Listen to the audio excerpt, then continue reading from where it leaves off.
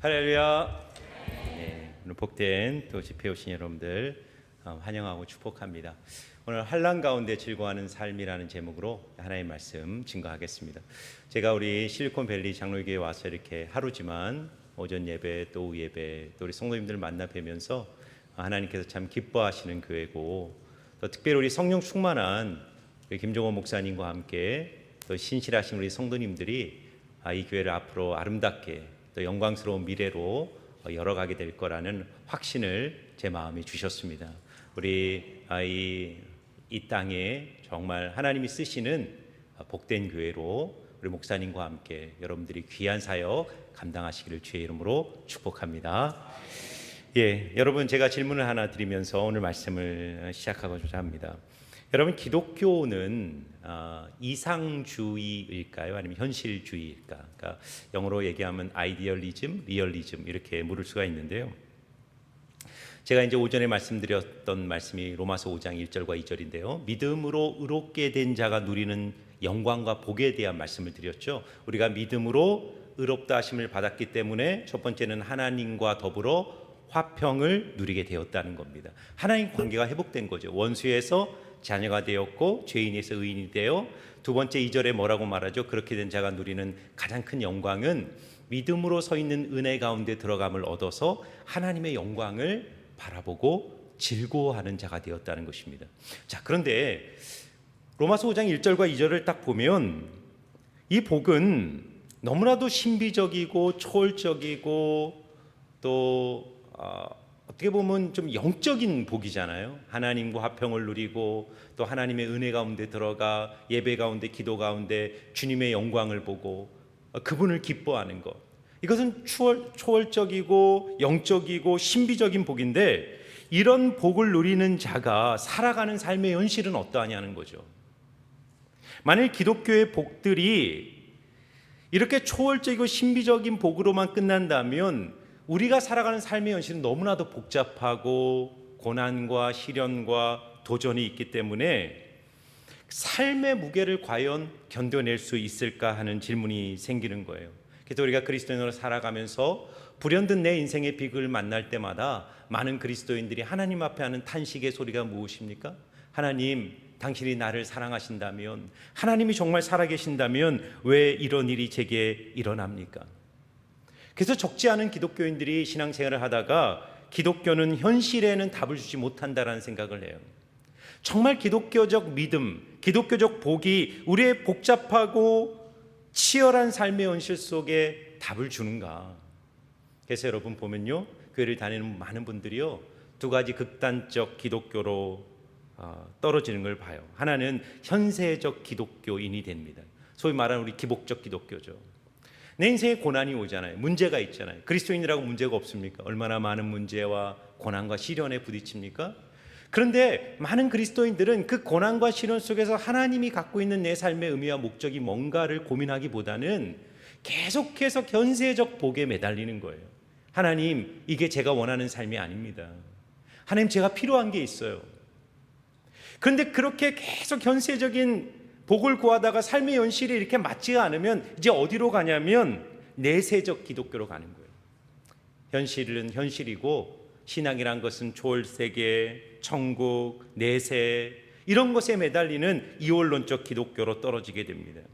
그런데 여러분, 바울은 이런 생각을 정면으로 반대해요. 로마서 5장 1절과 2절은 하나님의 복, 하나님과 화평을 누리는 자가 하나님의 영광을 즐거워하고 바라볼 것이다 라고 말한 후에 3절에 곧바로 이렇게 말합니다. 같이 한번 읽어볼까요? 3절에 뭐라고 말합니까? 다만 이뿐 아니라 우리가 환난 중에도 즐거워하나니. 아멘. 여러분, 바울이 지금 뭐라고 말하죠? 하나님과 화평을 누리는 자, 하나님의 임재 앞에 들어가 그의 영광을 보고 즐거워하는 자가 그의 현실 속에서 어떤 것들을 즐거워한다고요? 형통을 즐거워할 것이다, 성공을 즐거워할 것이다, 이렇게 말하지 않고요, 다만 이뿐 아니라 우리가 환난 중에도 즐거워하나니라고 말합니다. 여러분, 지금 바울은 의도적으로 우리 이전에 말하고 있는 우리가 그 은혜 가운데 들어가 하나님의 영광을 바라보고 즐거워한다라는 이 2절에 즐거워한다는 단어와 3절에 다만이뿐 아니라 우리가 환난 중에도 즐거워하나니 똑같은 단어를 쓰고 있어요. 그리스도인은요, 그런 면에서 두 가지 즐거움을 누리는 자입니다. 하나는 초월 가운데 계신 하나님을 예배 가운데, 기도 가운데 누리는 즐거움, 그리고 고난으로 가득 찬, 시련으로 가득 찬 현실 한가운데서 섭리하시는 하나님을 믿기에 누리는 즐거움, 이 두 가지의 균형을 사도 바울은 말하고 있는 거예요.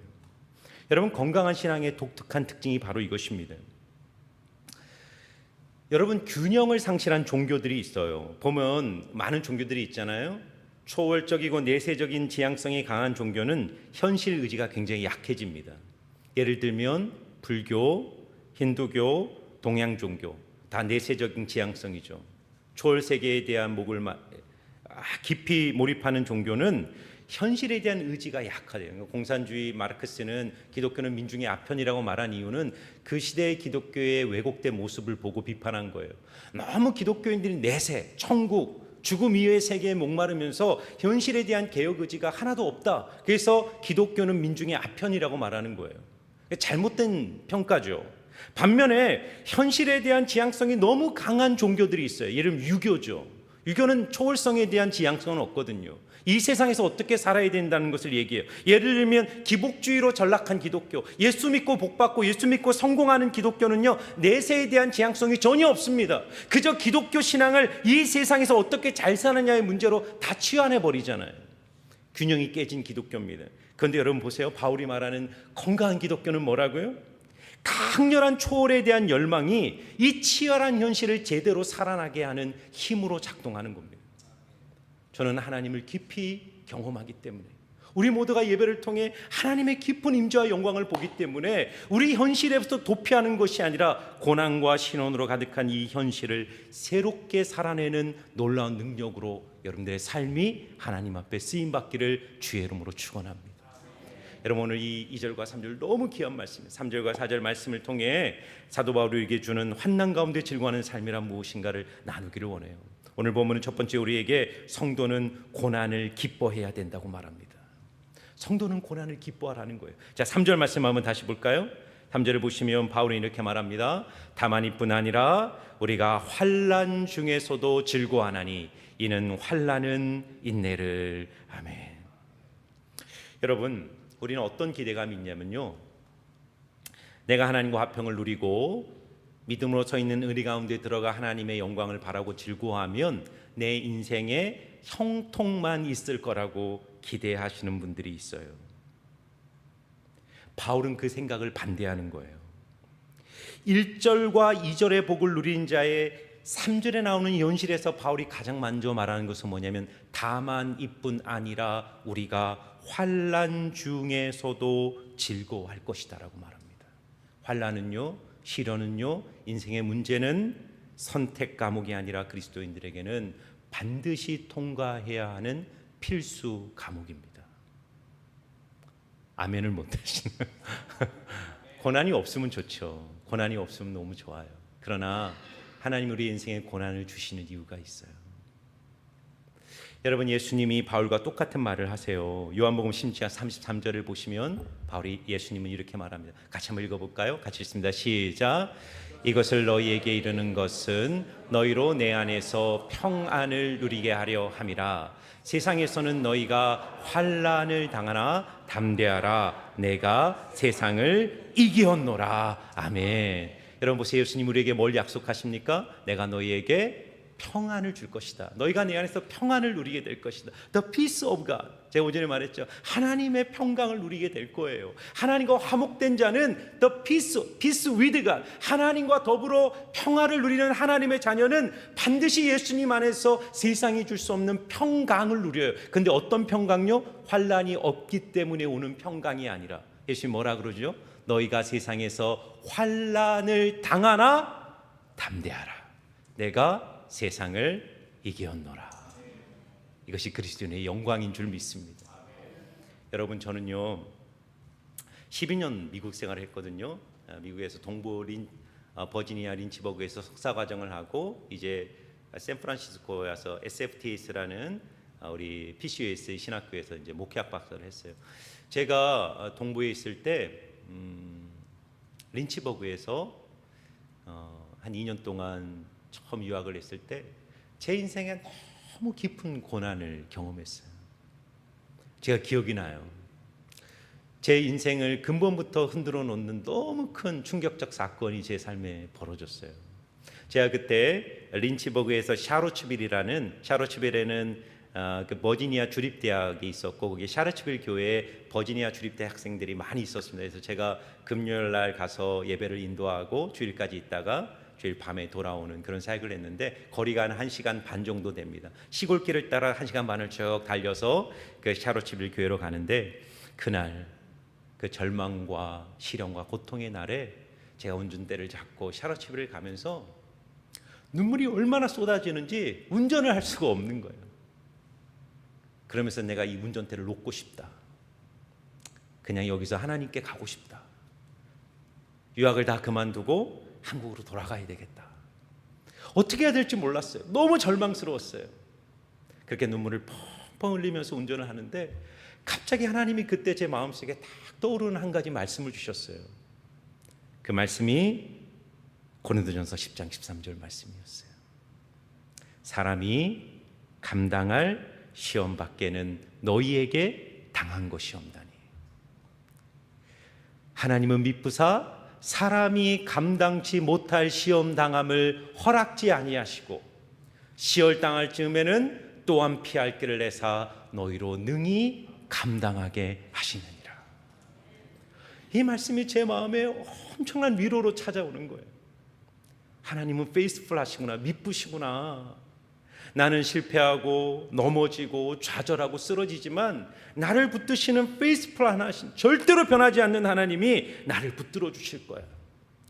그리고 사람이 감당하지 못할 시험을 주님은 허락하지 않는데 이 시험이 내 눈에는 절대로 감당할 수 없는 너무나도 어려운 고난이지만 하나님이 이 상황까지도 컨트롤하고 계시는구나. 그 마음에 내 마음에 힘을 주었어요. 그러면서 한 가지 더 깊이 깨달은 진리가 있었어요.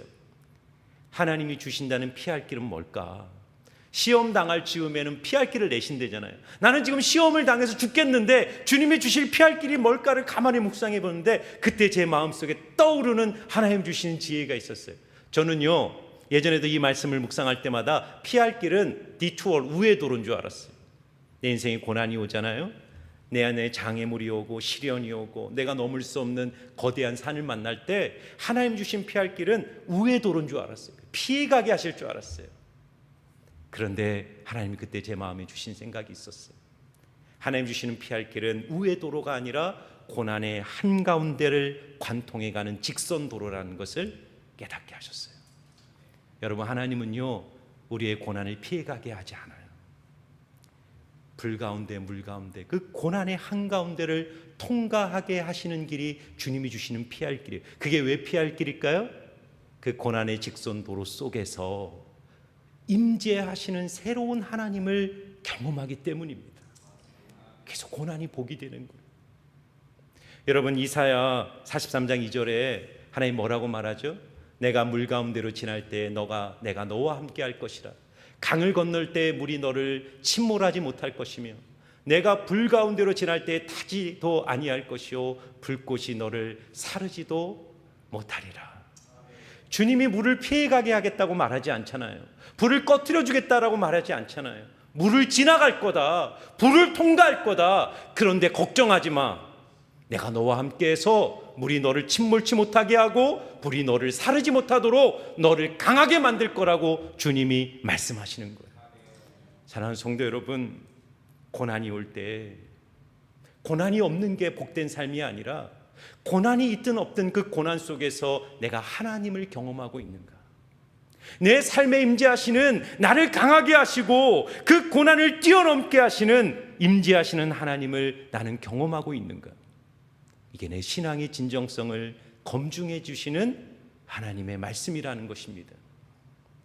여러분, 저는요 이 말씀을 묵상하면서 예수님의 마태복음 13장에 나오는 네 가지 밭에 대한 비유가 생각이 났어요. 네 가지 밭은 빛은 뭐죠? 처음에는 길가밭, 돌짝밭, 가시밭, 마지막 오토밭이죠. 근데 그 돌짝밭은 어떤 밭이냐면 마태복음 13장 20절과 21절을 보면 한번 같이 읽어볼까요? 시작. 돌밭에 뿌려졌다는 것은 말씀을 듣고 즉시 기쁨으로 받되 그 속에 뿌리가 없어 잠시 견디다가 말씀으로 말미암아 환난이나 박해가 일어날 때에는 곧 넘어지는 자요. 아멘. 여러분, 돌 같은 마음, 밭을 가진 사람의 특징이 뭡니까? 쉽게 뿌리를 내리고 쉽게 시들어 버리는 거예요. 예수님은 이 돌밭과 같은 마음을 뭐라고 해석하시냐면 말씀을 즉시 기쁨으로 받는다 그래요. 말씀이 떨어질 때 즉시 기쁨으로 받되 말씀으로 인하여 환난이 올 때 곧 넘어지는 자로다라고 말합니다.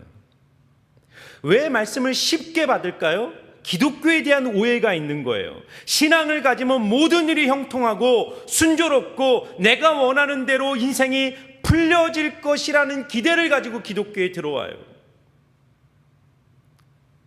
그런데 여전히 삶의 현실 속에 문제와 시련이 있음을 발견할 때 낙심하고 실망하는 거예요. 현실의 무게를 견딜 만한 내면의 뿌리가 없어요. 왜요? 신앙의 뿌리가 인간의 상식이라는 두꺼운 돌멩이에 막혀서 하나님의 진리의 대지까지 내려가지 않은 거예요. 참된 민흡은 환난에 대한 전혀 다른 반응으로 드러나는 거예요. 환난 속에 숨겨진 하나님의 진리를 알고 하나님의 길을 알기에 그 고난의 한가운데를 통과하면서 하나님을 향한 절대적 신뢰로 감사와 찬양과 믿음을 잃지 않는, 그래서 그의 인생에 세상을 이겨도 남을 하나님의 평강과 기쁨을 누리는 것입니다. 오늘 바울은요, 다만이뿐 아니라 환난 중에서도 즐거워한다고 할 때 영어 성경을 보면 in spite of suffering이 아니에요. 환난에도 불구하고 기뻐한다는 얘기가 아니라 바울은 뭐라고 말하면 정확하게 말하면 in the suffering, because of suffering이에요. 환난 속에서 즐거워하고 환난 때문에 즐거워하는 자가 될 것이다라는 거예요. 저 여러분들에게 책 한 권을 소개시켜요. 기독교적 서적은 아닌데 제가 읽고 참 많은 감동을 받았는데요. 회복 탄력성이라는 책입니다. 이 책은 성공한 사람들의 특징, 이 세상에 성공한 사람들의 특징을 보니까 반드시 역경과 시련을 통해서 모든 사람은 성공했다는 거예요. 역경과 고난이 없이 성공한 것이 아니라, 역경과 고난에도 불구하고 성공한 것이 아니라 역경 덕분에 성공한 사람들의 이야기를 다루고 있어요. 그런데 역경이 있다고 해서 다 성공하는 게 아니라는 거예요. 어떤 얘기를 하냐면 회복 탄력성의 얘기를 하면서 어떤 사람은 역경 속에서 유리공 같은 사람이 있다는 거예요. 역경이라는 깊은 바닥에 떨어질 때 유리공처럼 산산조각이 나는 사람이 있는 반면에 고무공처럼 역경이란 바닥에 떨어졌을 때 엄청난 탄력성으로 더 높이 뛰어오르는 사람이 있다는 거예요. 차이를 보니까 그의 마음속에 마음의 근력이 있는 게 회복 탄력성이라는 거예요. 고난이 그를 깨트리지 않고 그를 더 높은 곳으로 뛰어오르게 한다는 거예요. 그러면서 이제 대표적으로 두 분, 여러 사람이 얘기를 하는데 제가 기억에 남는 사람은 첫 번째로 이상묵 교수님이셔요. 혹시 아는 분들이 있나요? 이분은 한국의 스티븐 호킹이라는 분인데 이분은 엄청난 석학이었습니다. 그래서 국비 장학생으로 MIT에 가서 20세 때 공부를 하고 세계적인 석학으로 미국 대학과 함께 공동 프로젝트를 하는 서울대 교수가 됩니다. 그런데 40세가 되던 2006년 어느 날 미국에서 미국 캘리포니아 공대와 공동 프로젝트를 하기 위해서 이 사막을 달리다가 차가 전복이 돼요. 완전히 뒤집어지면서 이분이 3일 만에 깨어났는데 눈만 깜빡거리는 거예요. 눈만. 온 몸이 전신마비가 됐어요. 한 번 깜빡하면 yes, 두 번 깜빡하면 no, 요거밖에 안 되는 거예요. 근데 이상묵 교수님은 절망하지 않았어요. 그는 6개월 만에 강단으로 돌아옵니다. 그래서 어떻게 하냐면요, 이 마우스피스, 이 마우스로 이 컴퓨터와 연결된 이 마우스를 가지고 강의를 해요. 이 프레젠테이션으로 불었다 다시 삼켰다 이 숨으로 이 컴퓨터를 조작하면서 예전처럼, 어떻게 보면 예전보다 더 탁월한 이 교수로 강의 활동을 시작하고 자기처럼 중증 장애에 걸린 사람들을 위한 엄청난 일들을 해내기 시작합니다. 이 이상목 교수님이 하는 얘기가 있어요. 내가 내 인생에 역경이 없었다면 나는 인생에서 진짜 중요한 것이 뭔지 몰랐을 것이다. 나는 행운하다라고 말해요. 역경이 내 인생에 행운을 갖고 왔다라고 고백합니다. 또 한 분을 얘기해 볼까요? 조엘 롤링이라는 분인데요. 이분은 해리포터의 저자예요. 해리포터 너무 유명하잖아요. 이분은 20살 때 아기를 낳고 이혼을 당합니다. 그리고 영국으로 돌아왔는데 국가의 도움을 받아서 살아야 되는 최극빈층의 싱글맘이었어요. 아이에게 동화책을 주고 싶은데 동화책 한 권을 살 돈이 없는 거예요. 그래서 이분은 밥을 굶어가면서 카페에 들어가 아기를 들러안고 아이에게 직접 읽어줄 동화를 쓰기 시작하는데 그 동화가 해리포터가 된 겁니다. 그래서 이 조엘 롤링 이분은 미국 100대 부자, 전 세계 100대 부자에 들어갔고요. 영국의 수상보다도 더 많은 영향력을 갖고 있는 그런 분이 된 겁니다. 이 책이 그 얘기를 하는 거예요. 회복 탄력성에 대한 얘기를 하는 겁니다. 그러니까 제가 이 책을 읽으면 이것이 이제 기독교적 가치관으로 쓰여진 책은 아니지만 제가 이 책을 읽으면서 느낀 것이 있어요. 인생이란 나에게 무엇이 주어졌고 무슨 일이 일어났는가가 나의 인생을 결정하는 것이 아니라 나에게 일어난 일에 내가 어떤 인생의 의미를 부여하고 내가 그것을 어떻게 활용하느냐에 따라 내 인생은 얼마든지 달라질 수 있다는 거예요. 과거의 상처와 트라우마에 묶여 살지 말고 현재 내게 이루어진 사건의 의미를 부여하고 그 인생을 향한, 그 사건을 향한 하나님의 목적이 뭔가를 발견하고 그 목적을 가지고 인생을 돌파하며 나가면 고난과 역정은 우리를 더 위대한 삶으로 일으켜주고 위대한 자리로 우리를 인도한다는 것을 깨닫게 되었습니다. 저는 이 말씀 묵상에서 오늘 두 번째 여러분과 나누고 싶은 것이 있어요. 여러분, 세상 사람들도 고난이 올 때 목적을 생각하고 의미를 붙드는 사람은 고난을 이겨요. 그런데 그리스도인은요, 내가 생각해내는 좋은 목적이 아니라 모든 사건과 고난 뒤에 섭리하시는 내 인생을 향한 하나님의 목적을 봐야 돼요. 그게 뭘까요? 자, 3절과 4절은 그 목적을 이렇게 분명히 말합니다. 자, 다시 한번 로마서 5장 3절 4절 우리 뜻을 생각하면서 한번 같이 읽어보겠습니다. 시작. 다만 이뿐 아니라 우리가 환난 중에도 즐거워하나니 이는 환난은 인내를, 인내는 연단을, 연단은 소망을 이루는 줄 알미로다. 아멘. 여러분, 성도는요, 나를 향하신 하나님의 계획과 목적이 어디 있는가를, 그 목적을 봐야 되는 것은 뭐냐면 하나님은 우리의 인격에 집중하신다는 거예요.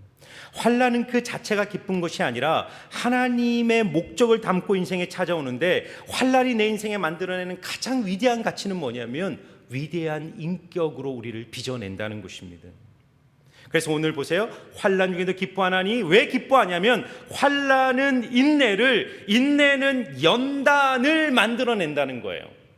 환난은 인내를, 인내는 연단은, 연단은 소망을 이룬다는 것을 알기 때문에 기뻐하는 거예요. 그 길을 알기 때문이, 하나님의 목적을 보기 때문입니다. 여러분, 여기서 연단이라는 것은 뭐냐면 영어로 proved character입니다. 검증된 인격이에요.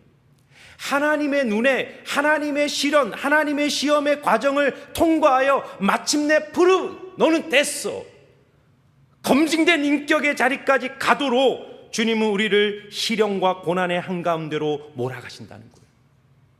여러분, 내 인생을 향한 나의 꿈은, 우리는 성공을 꿈꾸지만 내 인생을 향한 하나님의 꿈은 성숙에 있다는 사실을 믿으시기 바랍니다. 우리는 성공을 꿈꾸지만 주님은 성숙을 꿈꿔요. 저는 성경을 읽으면서 제 마음에 가장 큰 감동과 도전이 되는 말씀이 뭐냐면 로마서 8장 28절, 여러분도 아실 거예요. 하나님을 사랑하는 자, 곧 그 뜻대로 부르심을 입은 자들에게서 모든 것이 협력하여 선을 이룬다. 자, 이 말씀이 얼마나 놀라운 말씀인가 보세요. 영어를 보면 in all things, 모든 사건, 모든 인생의 현상 가운데 God works, 하나님이 일하신다는 거예요. 뭘 위해서? For the good of those who called by him, 그에 의하여 부르심을 받은 자들의 그 선을 위하여 God works, 하나님 지금 일하고 계세요. 이걸 말하면 섭리의 신학이라고 말해요. 하나님은 오늘도 내 삶의 자질구레한 일상에 대해서 내 삶 속에서 계획과 목적을 가지고 지금도 워킹하고 계세요. 믿으십니까? 근데 그 워킹이 뭐냐? 나의 그것을 위한 거예요. 선. 그러면 많은 분들은 28절까지만 봐요. 아, 내가 지금 힘들지만 앞으로 하나님 날 성공하게 하실 거야. 내가 지금 이렇게 어려운 환경에 있지만 하나님이 형통한 환경을 주실 거야. 예, 그것도 맞죠. 그러나 성경이 정말 뭘 말하는지 봐야죠. 28절 다음에 29절에 뭐라고 말하죠? 하나님이 미리 하신 자들을 그 아들의 형상을 본받게 하기 위하여 미리 정하신 그들을 부르신 그들을 의롭다 하시고 의롭다 하신 그들을 영화롭게 하셨느니라. 아멘. 여러분, 우리 인생을 향한 하나님의 마스터 플랜은요, 창세 전부터 예수님 재림하시는 그날 역사를 관통하여 있는 마스터 플랜이에요. 하나님의 계획은 우발적이지 않아요. 그분은 창세 전에 내 인생을 아셨고 나를 선택하셨고 나를 부르셨고 마침내 예수를 믿어 의롭다 하시고 고난의 과정을 통과하여 마침내 예수님 재림하시는 그날 우리를 영화롭게 하실 거예요. 그러면 단 1분도 쉬지 않고 내 인생의 뒤에서 지금도 일하고 계세요. 그런데 그 하나님의 일하심의 목적이 뭔지 아세요? 그 선이 뭔지 아세요? 그 아들의 형상을 본받게 하기 위하여 예수님을 닮은 자, 예수님의 인격을 가진 자, 예수님의 성품을 가진 자로 우리를 빚어내기 위하여 하나님 우리 인생의 고난을 사용하시는 거예요. 그것을 안다면 우리는 고난이 올 때 고난 때문에 낙심하고 좌절하지 않아요. 어떻게 해야 됩니까? 환난은 인내하는 거예요. 인내는 그냥 견디는 게 아니에요. 인내는 하나님을 믿기 때문에, 그 말씀을 붙들기 때문에, 그 말씀이 이루어낼 영광스러운 미래를 알기 때문에 말씀을 붙들고 내가 있어야 될 자리를 지켜내는 싸움을 하는 거예요. 사단이 내 인생을 흔들고 인생에 시련이 오지만 예배의 자리를 지키고 기도의 자리를 지키고 하나님이 설하는 그 자리를 떠나지 않는 것입니다. 세상은 위대한 성공자를 찾지만 하나님은 위대한 인격자를 찾으십니다. 저는 여러분들이 하나님이 찾으시는 위대한 성품의 소유자들이 되시기를 주의 이름으로 축원합니다. 여러분, 욥이요, 성경에서 고난의 대명사는 욥이잖아요. 욥이 그 극심한 고난을 어떻게 통과했을까요? 욥기 23장 10절을 보면 그러나 내가 가는 길을 그가 아시나니 그가 나를 단련하신 후에는 내가 숨금같이 되어 나으리라. 욥이 믿음을 지킬 수 있었던 힘은 인생의 목적이 정금과 같은 환경에 있을 거라고 생각하지 않았어요. 물론 여러분 보세요. 욥기 마지막에 가면 하나님이 욥을 과거에 고난을 받기 전에 그 부유했던 상태에 2배, 3배 갑절의 은혜를 줘요. 완전히 회복시켜줄 뿐만 아니라 더 높은 자리까지 올려주죠. 그러나 여러분, 그 고난을 통과하면서 욥이 그것을 기대했을까요? 욥이 뭐라고 말하죠? 욥이 꿈꿨던 것은 정금과 같은 환경이 아니라 내가 정금과 같이 나온다는 거예요. 내가 하나님이 손에 빚어지면 어느 날 나는 예수님처럼 정금과 같은 자가 되어 주님 앞에 서게 될 것이다. 여러분의 인생에 고난이 있습니까? 어려움이 있습니까? 시련이 있습니까? 인내하시기를 주의 이름으로 축원합니다. 말씀을 붙들고 하나님을 신뢰하고 그 자리를 지킬 때 하나님이 여러분을 정금과 같이 빚으셔서 하나님의 때 여러분을 놀랍게 사용해 주실 거예요. 여러분, 왜 하나님께서 우리의 성품을 프로브하기를 원하실까요? 그것은 우리의 인생에 하나님이 정말 형통함을 주기를 원하시는데 새로운 차원의 형통함을 주기를 원하시는 거예요. 창세기 22장을 보면 하나님이 아브라함에게 나타나서 어느 날 창세기 1절에 하나님이 아브라함을 부르세요.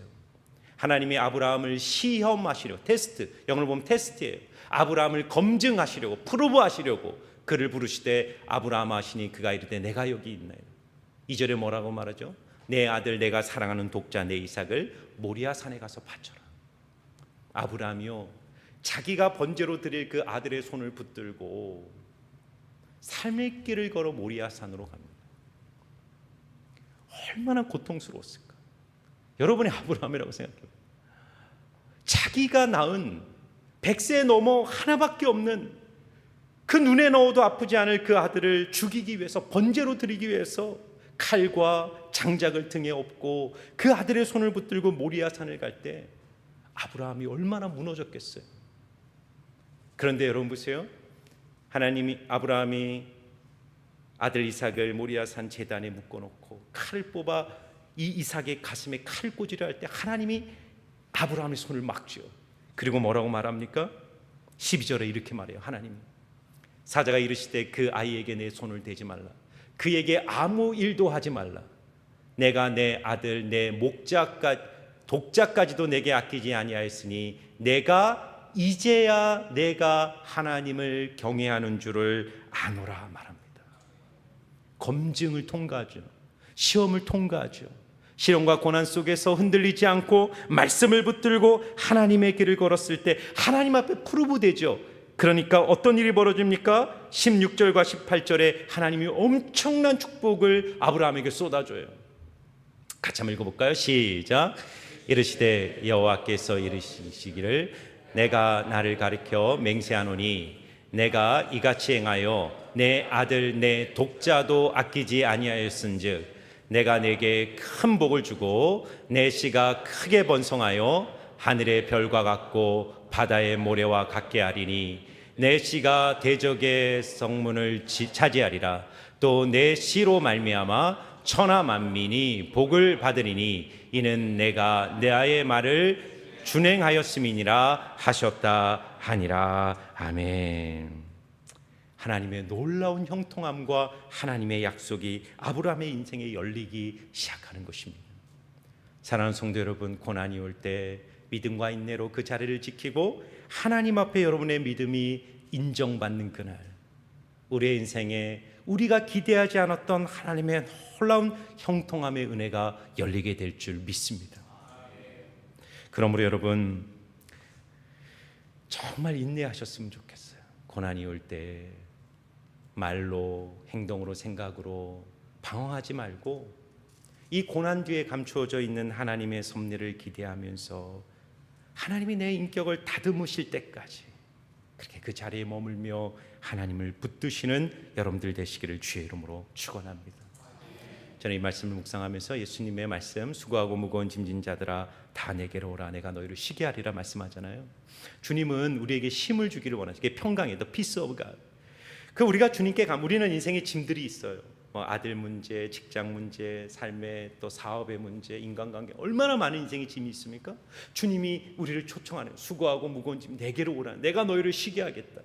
우리가 주님께 처음 가면요, 주님이 우리의 짐을 다 벗겨주세요. 근데 사람들이 그 다음 구절을 안 봐요. 그 다음 구절은 뭐라고 말합니까? 나는 마음이 온유하고 겸손하니 나의 멍에를 메고 내게 배우라. 그리하면 너희 마음이 쉼을 얻으리니 내 짐은 쉽고 가벼우니라 말씀합니다. 여러분, 내 인생의 문제가 해결되는 것이 내 인생에 진짜 쉼을 주는 게 아니에요. 사람은 언제 진짜 쉬게 되냐면 주님의 온유하고 겸손한 성품을 담기 시작할 때 그는 어떤 자리에 들어가도 세상이 흔들 수 없는 평강의 소유자가 되는 거예요. 과거에는 작은 말 한마디 때문에 흔들렸어요. 과거에는 재정 문제 때문에 인생이 무너지는 줄 알았어요. 제가요, 시애틀 가서 참 제가 존경하는 집사님 한 분이 계세요.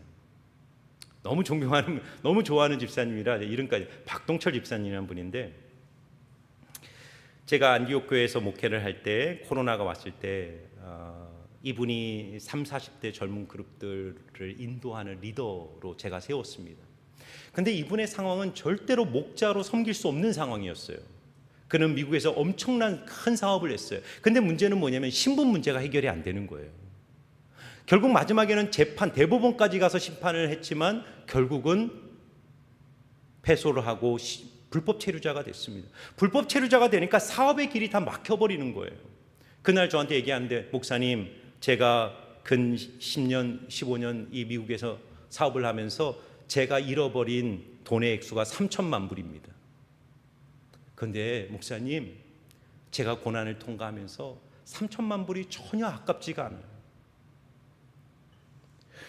제가 정말 이렇게 눈물을 흘릴 정도로 감동이 됐던 게 뭐냐면, 이분이 신분도 다 안 되고 사업도 다 거의 망할 지경이 돼서 그 갖고 있던 집도 저당 잡혀 집에서 쫓겨나고, 그래서 정말 할 수 있는 모든 이 카드의 한두 해까지 다 쓰고 집에 인터넷까지도 끊기는 그런 상황에 떨어졌는데, 하나님이 그 두 분에게 어떤 마음을 주셨냐면, 그 추수감사절 때 그 30, 40대 한 10가정, 20가정 되는 그 교회의 젊은 가정들을 다 초대해서 집에서 만찬을 베풀라는 마음을 주셨다는 거예요.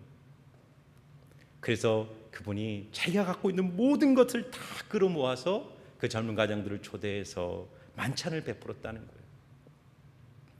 근데 그분이 뭐라고 간증하냐면 이런 고난을 통해서 인생에 정말 중요한 것이 무엇인지 알게 됐다는 거예요.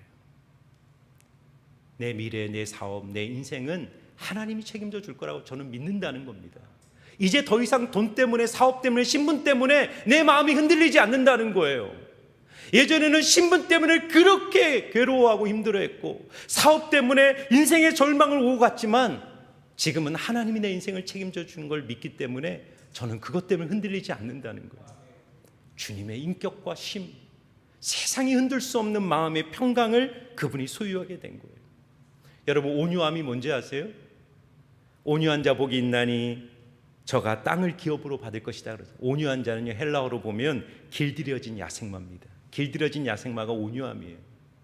힘이 없는 게 아닙니다. 힘이 있지만 여러 가지 시련과 하나님의 역경을 통과하면서 하나님의 두 손에 그 고삐가 붙들림 바 된 거예요.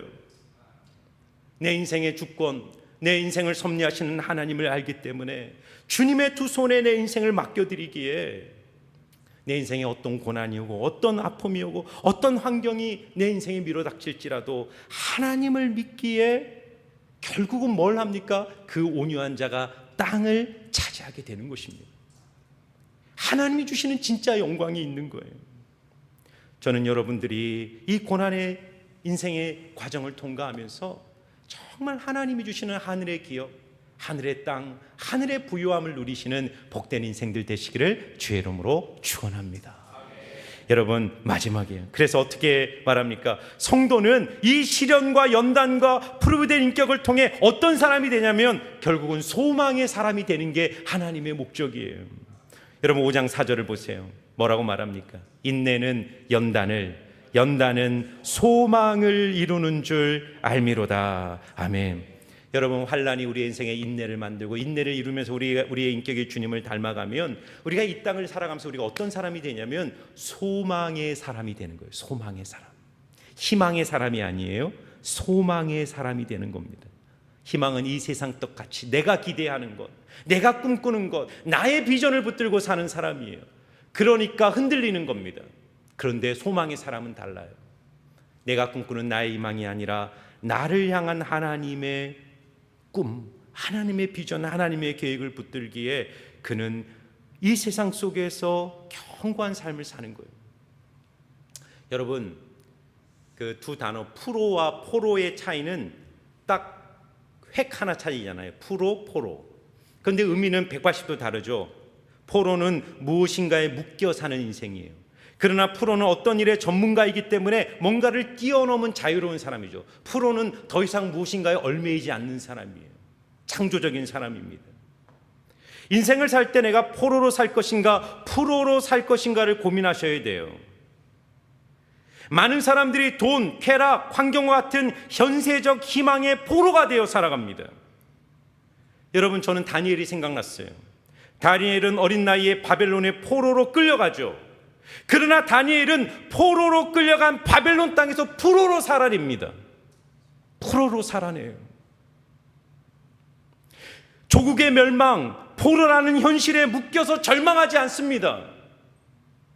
그는 세상의 성공의 사닥다리에 올라가려고 그 세상적 가치의 포로가 되지 않아요. 뭘 보면 알죠? 왕의 진미를 먹으라 할 때 뜻을 정하여 왕의 진미 먹기를 거절하죠. 그는 프로기 때문이에요. 묶이지 않기 때문입니다. 그가 나중에 바벨론과 페르시아 제국의 권력의 정점에 올라갔을 때 그 시대가 주는 유혹과 부유함과 쾌락에 묶이지 않아요. 왜요? 그는 프로이기 때문에. 이것이 이 세상을 프로로 살아내는 그리스도인의 모습이에요. 어떻게 그것이 가능했을까? 다니엘은 어떻게 그것이 가능했을까? 그가 포로라는 밑바닥에 인생에 있거나 그가 권력의 최정점에 있거나 그는 어떻게 세상의 가치에 묶이지 않고 그는 자유자로 하나님을 섬길 수 있었을까요? 그는 소망의 사람이었기 때문에. 자신과 민족을 향한 하나님의 계획과 사랑은 변함이 없고 그것은 이 바벨론 제국이라는 현실 속에서도 하나님이 여전히 일하고 계시고 있음을 의심하지 않고 확고히 믿었기 때문에 그는 현실에 묶이는 사람으로 살기를 거부하고 하나님의 큰 섭리와 계획을 붙들고 인생을 살아내는 거예요. 그래서 그는 다니엘서를 쓰는 겁니다.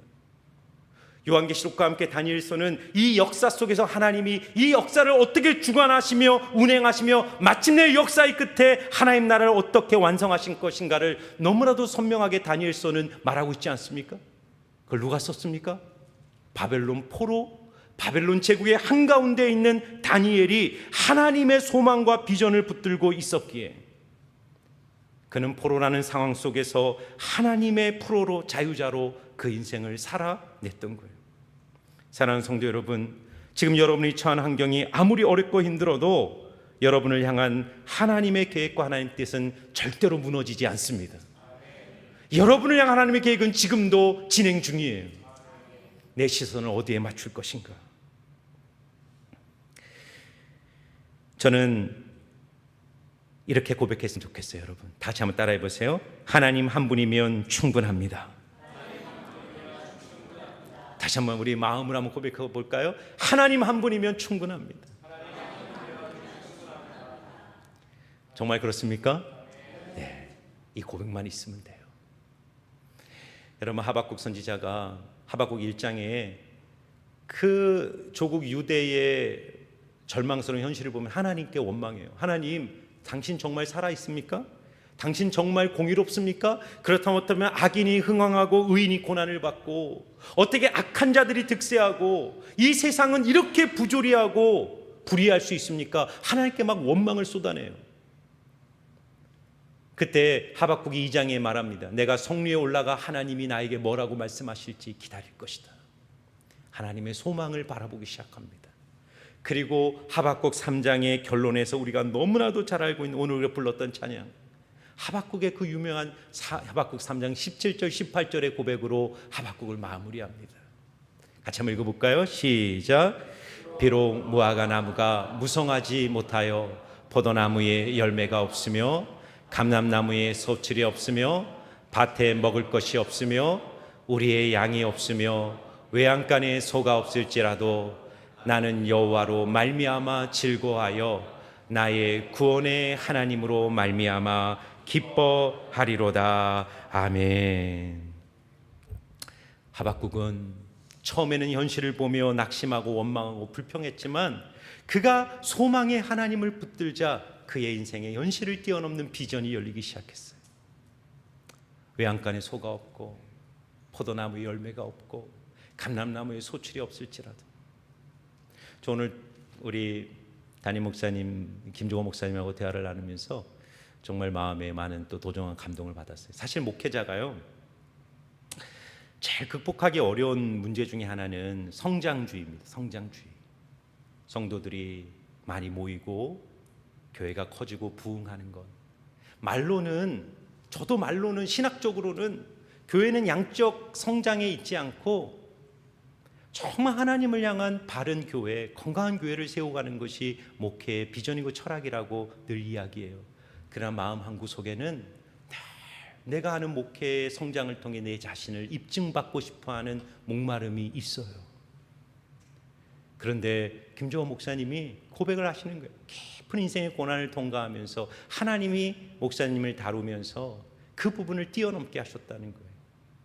외양간에 소가 없고 밭에 식물이 없고 내가 기대하는 인생의 가치들이 무너질 그때조차도 하나님 한 분이면 충분합니다. 하나님 한 분만 있으면 됩니다. 그 고백을 할 수 있다라는 고백을 들으며 마음에 많은 감동을 받았어요. 여러분의 인생도 이 고백이 있기를 원해요.